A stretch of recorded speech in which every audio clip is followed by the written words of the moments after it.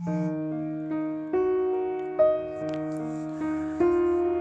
helbest ne stran nema ne ji derbêjim.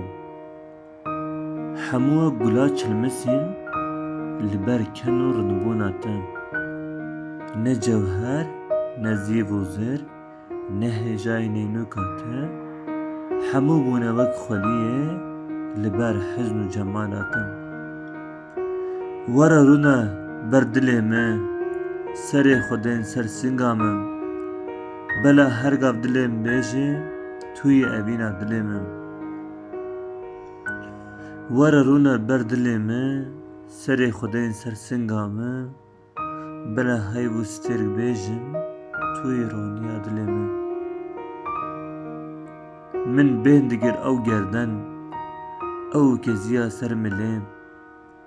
Bêhna gul û kulîlka, êdî li min heram bê.